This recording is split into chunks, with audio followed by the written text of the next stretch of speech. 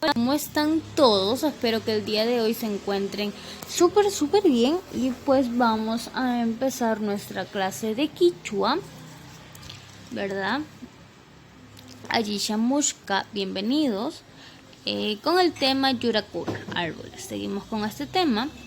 En nuestro vocabulario tenemos las siguientes palabritas: tierra, rama, fruta y tallo. En quichua, ashpa, malki, ruru, cara. Ashpa, malki, ruru y cara. Ashpa, tierra, malki, rama, ruru, fruta y cara, tallo. ¿Sí?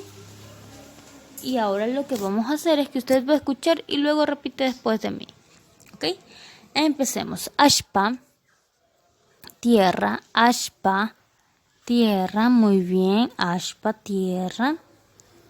Malki, rama, malki, rama, malki, rama. Ruru, fruta, ruru, fruta. Cara, tallo, cara, tallo. ¿Sí? Volvamos a repetir para que no se nos vaya a olvidar. Empecemos. Ashpa, tierra. Ashpa, tierra. Muy bien. Malki, rama. Malki, rama. Ruru, fruta. Ruru, fruta. Cara, tallo. Cara, tallo. Una vez de que ya sabemos nuestro vocabulario, tenemos el siguiente deber.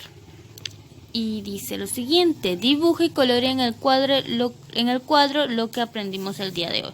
Y en cada cuadrito están las siguientes palabras: ashpa, ahí tiene que dibujar lo que significa ashpa, malki, ruru y cara. No se olvide que después de que usted termina deberes, me envía fotito de que ya ha culminado con su actividad del área de Quichua para yo poder revisarlo, ¿sí? Sin más nada que decir, yo me despido hasta la próxima clase.